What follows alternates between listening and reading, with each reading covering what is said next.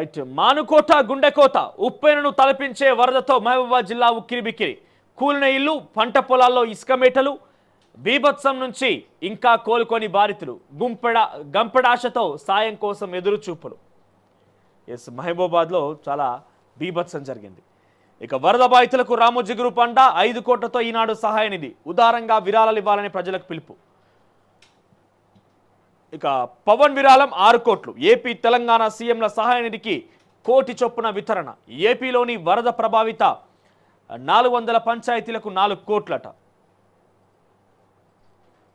ఇక ప్రభాస్ సాయం 2 కోట్ల రూపాయలు. 1 కోటి రూపాయల చొప్పున ప్రకటించిన చిరంజీవి, అక్కినేని కుటుంబం, రామ్ చరణ్, అల్లు అర్జున్. తెలంగాణ ప్రభుత్వానికి 1 కోటి అందజేసిన యశోద హాస్పిటల్. ఇక రేయింబవళ్ళు శ్రమించి రైలును నడిపించి ఏదైతే కే సముద్రం దగ్గర అక్కడ ఇంటికానే కే సముద్రం మధ్య ఈ రైలు ఏదైతే ఉందో అక్కడ చెరువు దిగడంతో, అయోధ్య చెరువు దిగడంతో పూర్తిగా రైలు కట్ ఏదైతే ఉందో దానిపైన రైల్వే ట్రాక్ నుంచి మొత్తం కూడా కొట్టుకుపోయింది కదా, దాన్ని పునరుద్ధరించి రైల్వే ట్రాక్ని తిరిగి పునరుద్ధరించిన పనులు చాలా వేగంగా జరిగినట్టు 60 గంటల్లోనే పునరుద్ధరించినట్ట.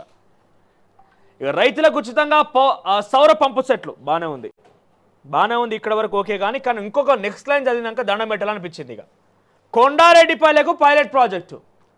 తెలంగాణలో ఒక ఎడ్యుకేషనల్ హబ్గా చేద్దాము, మండలానికి ఒక ఎడ్యుకేషన్ హబ్గా మార్చి కొన్ని వ్యవస్థల్ని ఒకే దగ్గర తీసుకొద్దామని చెప్పి ముఖ్యమంత్రి రేవంత్ రెడ్డి ప్రయత్నం చేసిండు.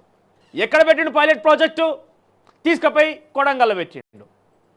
ప్రతిదీ పైలట్ ప్రాజెక్ట్ కొడంగలే పోతే, గతంలో గజ్వేల్ నుంచి ప్రాతినిధ్యం ముఖ్యమంత్రి ఉంటే గజ్వేల్ పట్టుకపోతేవి, సిరిసిల్ల ప్రాతినిధ్యం వహించే కేటీఆర్ ఉంటే సిరిసిల్లకు పైసలు పట్టుకపోతేవి, సిద్దిపేటకు పోయినాయంటే అప్పుడే గజ్వేలు, సిరిసిల్ల, సిద్దిపేట తప్ప తెలంగాణ మొత్తం ఎక్కడేసిన గొంగడు అక్కడ నాకు మారిపోయినయ్యా, దండమో దయ్యా, మాకు కూడా పైసలు ఇయ్యరని చెప్పి, మాకు కూడా కొంత అభివృద్ధి చేయమని చెప్పి ప్రజలు రోడ్డెక్కి నిరసన తెలిపితే పట్టించుకున్న పాపాన పోలేదు. అప్పుడు సిరిసిల్లకే పోతాయా, సిద్దిపేటకే పోతాయా, గజ్వేల్కే పోతాయా అని చెప్పి ఈ ప్రతిపక్ష నేతగా ఉన్నటువంటి పిసిసి అధ్యక్షుడిగా ఉన్నటువంటి రేవంత్ రెడ్డి కూడా క్వశ్చన్ చేసిండు కదా. మరి రోజు నీ దాకే వచ్చేసరికి ఏమైంది? అన్ని కొండారెడ్డిపల్లెకేనా? అన్ని కొడంగల్ నియోజకవర్గానికేనా? అన్ని మధిరా నియోజకవర్గానికేనా? ఇక తెలంగాణ రాష్ట్రం అంతకన్నా తక్కువ స్థితిలో ఉన్నటువంటి నియోజకవర్గం, అంతకన్నా బీద ప్రాంతాలు ఏం లేవా? నేను తప్పుపట్టట్లే, అక్కడి ప్రజలకు డెఫినెట్గా అభివృద్ధి కావాలి. కానీ అదేవిధంగా పక్కన అభివృద్ధి కావాలి కదా. ఎన్ని రోజులు ఇంకా? గతంలో కేసీఆర్ ఉన్న రోజులు గజ్వేల్కే పట్టుకపోతే నిధులన్నీ, సిద్దిపేటకు నిధులు పోతే, సిరిసిల్లకు నిధులు బాయే, ఇప్పుడు మళ్ళీ మొత్తం కొడంగల్ పోవే. అంటే ఇక దీన్ని బట్టి మనకి ఏమర్థమవుతుంది అంటే, మన దాంట్లోనే ఒక ముఖ్యమంత్రి ఉండాలి. మన నియోజకవర్గమా లేకపోతే మన జిల్లాలో ఒక ముఖ్యమంత్రి, ఒక మన్నో మశానం ఉంటే మనకు ₹1, ₹2 వస్తాయి అభివృద్ధి కోసం. అభివృద్ధి అంతా సెంట్రలైజ్డ్గా చేయొద్దు, డైవర్సిఫై చేస్తేనే పలు ప్రాంతాలు అభివృద్ధి చెందుతాయి. ఆ పలు ప్రాంతాల్లోంచి ఆర్థికంగా కూడా రాష్ట్ర ప్రభుత్వానికి కొన్ని రకాలుగా ఉపయోగం ఉంటుంది. సెంట్రలైజ్డ్గా మొత్తం ఒక్క దగ్గరే ఉంటే హైదరాబాద్ మొత్తం, తెలంగాణలో మొత్తం హైదరాబాద్కి వచ్చి పడ్డాక తెలంగాణ మరి ఊర్లలో ఎవరు ఉండాలి? కొండారెడ్డిపల్లిలో పైలట్ ప్రాజెక్ట్ అట. సీఎం రేవంత్ రెడ్డి సొంత గ్రామం. రైతులకు సౌర పంపు అంటే సోలార్ పంపు సెట్లు ఇవ్వబోతున్నారట. ఇక 117 గ్రామాల్లో 67,000 మందికి నష్టం, 26 మంది మృతి, 2 గల్లంతు. వర్షాల నష్టాలపై ప్రాథమిక అంచనా. ఇక రాష్ట్రంలో విపత్తుపై అధికారిక నివేదిక రాలేదు, పంపాలని అధికారులకు సూచించండి.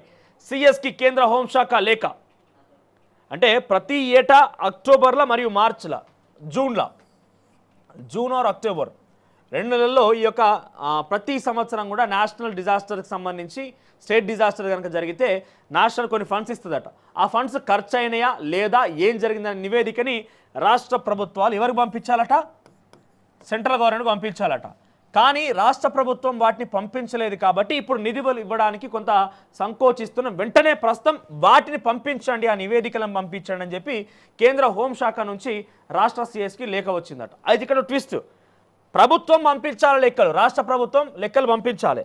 మరి ఆ ప్రభుత్వం ఎవరిది? ఈ ప్రభుత్వం ఏర్పాటు ఎన్ని రోజులు అవుతుంది? ఈ ప్రభుత్వం ఏర్పాటు 8-9 నెలలుగా వస్తుంది. మార్చిలో, అక్టోబర్ 2 సార్లు పంపించాలి. ఇంకెళ్ళకి అక్టోబర్ రాలేదు, పోయిన మార్చిలో వీళ్ళు పంపించలేదు, అంతకుముందు జరిగినటువంటి కూడా పంపించలేదంట. 2022 నుంచి కూడా ఆ నిధులు ఏమైనా ఏం కథ అనేది పంపించలేదట. మీకు చూపిస్తే ఏకంగా హరీష్ రావు ట్వీట్ చేసిన విషయాన్ని. ఇక బంగాళాఖాతంలో మరో అల్పపీడనం, నేటి నుంచి 4 రోజుల పాటుగా జోరుగా వర్షాలట. సో జయశంకర్ జిల్లా, ములుగు జిల్లాల ప్రజలకి తస్మాత్ జాగ్రత్త, అతి భారీ వర్షాలు ఉన్నాయట ఈరోజు. మీ జిల్లాలో అతి భారీ వర్షాలు కురిసే అవకాశం ఉందట, తస్మాత్ జాగ్రత్త, దయచేసి అలర్ట్గా ఉండండి. ఇక ఈరోజు ఉపాధ్యాయ దినోత్సవం. ఇక అందరికీ అందుబాటులోకి ఏఐ ఈ నినాదంతో హైదరాబాద్లో గ్లోబల్ సమిట్. తర్వాత దంతెవాడ ఎన్కౌంటర్ మృతుల్లో మావోయిస్ట్ అగ్రనేత. కాంగ్రెస్లోకి వినేష్ ఫోగట్. ఎవరైతే బజరంగ్ పునియా కూడా రాహుల్ గాంధీని కలిసిన రెజ్లర్లు, ఇద్దరు కూడా రెజ్లర్లు. గతంలో వీరంతా ఇద్దరు కూడా బీజేపీకి సంబంధించిన ఒక ఎంపీ. ఆయన అక్కడ వీటికి రెజ్లర్ అసోసియేషన్ ప్రెసిడెంట్గా ఉండే ఆయన తమపై లైంగికంగా పిచ్చిగా ప్రవర్తిస్తుందని చెప్పి వారి మీద పెద్ద ఎత్తున ధర్నాకు దిగి ఢిల్లీ హస్తినాలో ఏ రకంగా ఉద్యమం జరిగిందో చూసినాం మనం. ఆ తర్వాత వినేష్ ఫోగట్ రెజ్లర్గా ఆవిడ మొన్న జరిగిన ఒలింపిక్స్లో పాల్గొని కొంత నిరాశ గురి చేసింది. ఒక వెయిట్ కారణంగా కొంత ఇబ్బంది పడిపోయి, లేదంటే గోల్డ్ మెడల్ వచ్చేది, వెయిట్ కారణంగా ఇబ్బంది పడిపోయి తిరిగి వెనుదిరగాల్సి వచ్చింది. సో తాజాగా కాంగ్రెస్లోకి వెళ్ళబోతున్నారు అనే వార్త సంచలనం రేపుతోంది. రాహుల్ గాంధీతో ఇద్దరు కూడా భేటీ అయ్యారు. ఇంకా హైడ్రాకు పవర్, ఆక్రమణల తొలగింపునకు సర్వాధికారాలు, నోటీసులు కూడా జారీ చేసేలా రెవెన్యూ, ఇరిగేషన్, R&B, GHMC, పంచాయతీరాజ్కు పురపాలిక శాఖ లేఖ. ఆ చట్టంలో మార్పుల, అధికారాల బదలాయింప. న్యాయ సలహా కోరిన రెవెన్యూ అధికారులు. HMDAలోని 3532 చెరువులు హైడ్రా కిందికే. మరి ఈ చెరువులలో ఎన్ని చెరువులు ఉన్నాయి ఇప్పుడు చూడాలి. 3500 చెరువులు ఉన్నాయట. ఇప్పుడు ఎన్ని మిగిలినాయో. ఇక రేపటి కోసం రోడ్ మ్యాప్. అంతర్జాతీయ సరస్సులో AICT ప్రణాళిక ప్రకటిస్తామన్న దుద్దిల శ్రీధర్ బాబు. నేడు రేపు ప్రపంచ కృత్రిమ మేధస్సు. ఇక ఈ కష్టాలకు కారణం ప్రభుత్వ నిర్లక్ష్యం అంటున్నారు హరీష్ రావు. ఇంకా ఇంట్లో బురద, బయట వాన. ఖమ్మం మున్నేరు వరద బాధితులకు దారుణ పరిస్థితి. ఇక పక్కనే నిమిషం కూడా కరెంట్ పోవద్దు. విద్యుత్ శాఖపై సీఎం రేవంత్ సమీక్ష. ఇక బీజాపూర్ ఎన్కౌంటర్లో మావోయిస్ట్ అగ్రనేత జగన్ మృతి. ఇక నేటి నుంచి 4 రోజులు భారీ వర్షాలు. వర్షాలకు 2 వృద్ధ మహిళలు మృతి. ములుగు జిల్లాలో ఒకరు, యాదాద్రి భువనగిరి జిల్లాలో మరొకరు. నిండా ముంచిన వానలు, నీట మునిగిన పత్తి, వరి, మిర్చి. ఉమ్మడి ఖమ్మం, నల్గొండ, వరంగల్ జిల్లాలో దెబ్బతిన్న పంటలు. ఇక SDRFకు నిధులు ఇస్తున్నాం. ప్రస్తుతం రాష్ట్రం వద్ద 1345 కోట్లున్నాయి. యూసీలు లేక 208 కోట్లు ఇవ్వలేదు. ఇప్పటికైనా యూసీలు ఇస్తే మా వాటా నిధులు ఇస్తాం. సిఎస్కు కేంద్ర హోంశాఖ లేఖ. ఇక పెన్షన్ ఇకపై ఎక్కడి నుంచైనా. EPS పింఛన్దారులకు శుభవార్త. ఇక వరదలను అడ్డుకోలేదని 30 మందికి మరణశిక్ష. ఏందట, వరదలు వస్తే వాటిని వరదలు అడ్డుకోలేదని 30 మందికి మరణశిక్ష విధించారట. ఎక్కడంటే ఉత్తర కొరియాలది. కీమ్ అరాచకం. ఇక వెలుగు విషయానికి వస్తే ప్రాజెక్టులు ఫుల్. ఆగస్టు 2వ వారం నాటికే నిండిన కృష్ణా బేసిన్. గోదావరి బేసిన్కు పోటెత్తుతున్న వరద. శ్రీరామ్ సాగర్కు 3.5 లక్షల క్యూసెక్లు. ఎలంపల్లికి 3.39 లక్షల క్యూసెక్ల ఇన్ఫ్లో. ఫుల్ కెపాసిటీకి చేరుకున్న నిజాం సాగర్, సింగూరు. ఇక రైతులకు ఫ్రీగా సోలార్ పంపు సెట్లు. నాగర్ కర్నూలు జిల్లా కొండారెడ్డిపల్లి పైలట్ ప్రాజెక్టు. అధికారులకు సీఎం రేవంత్ రెడ్డి ఆదేశం. ఇక అన్ని రంగాల్లోనూ ఆర్టిఫిషియల్ ఇంటెలిజెన్స్ మనిషి జీవితాన్ని మార్చేయనున్న కృత్రిమ మేధ. అంతటా AI. విద్య, వైద్యం, ఫైనాన్స్ రంగాల విప్లవాత్మక మార్పులు. రోడ్డు ప్రమాదాల నివారణకు AI అడాస్ సిస్టమ్. ఇక సర్జరీలో AI టెక్నాలజీని వాడుతున్న హైదరాబాద్లోని కార్పొరేట్ హాస్పిటల్స్. పలు శాఖలను AIతో అనుసంధానించేందుకు రాష్ట్ర ప్రభుత్వం ఏర్పాట్లు. ప్రపంచవ్యాప్తంగా సగం జాబ్స్పై ప్రమాదం ఉంటున్న నిపుణులు. లాభాలు, నష్టాలపై చర్చించేందుకు నేడు హైదరాబాద్లో సరస్సట. ఇక్కడ చూడండి, ఇక్కడ వార్త ఎందుకు ఇక్కడ నేను తీసుకున్నా అంటే, కొండారెడ్డిపల్లి అనేది ఇంకోటి నాగర్ కర్నూలులో ఉన్నది కావచ్చు, నాకు అనుమానం వచ్చింది. వాస్తవానికి ఇక్కడ రాయాలంటే కొడంగల్ నియోజకవర్గం కొండారెడ్డిపల్లి అని రాయొచ్చు,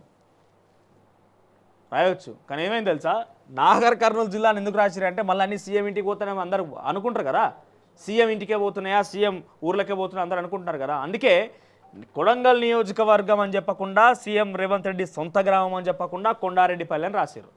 సో ఇక్కడ చూపిస్తాం. కొండారెడ్డిపల్లి అనేది నాగర్ కర్నూలు ఇంకోటి ఉందా అని అంటే, early and personal life Kondareddypalli of Mahabubnagar district in present Nagarkurnool district. వచ్చిందా? కొండారెడ్డిపల్లి అనేది రేవంత్ రెడ్డి సొంత ఊరు. ఇక్కడ కొడంగల్ నియోజకవర్గం లేదంటే రేవంత్ సొంత ఊరుకు పైలట్ ప్రాజెక్ట్ అని రాసుకొస్తే ప్రజలందరికీ అర్థమైపోతుంది. మళ్ళీ కేసీఆర్ మీద ఏ రకంగా అయితే దుమ్మెత్తిపోసిరో రేవంత్ రెడ్డి మీద దుమ్మెత్తిపోసే అవకాశం ఉన్నది. కాబట్టి నాగర్ కర్నూలు జిల్లా కొండారెడ్డిపల్లి అని రాసిరు.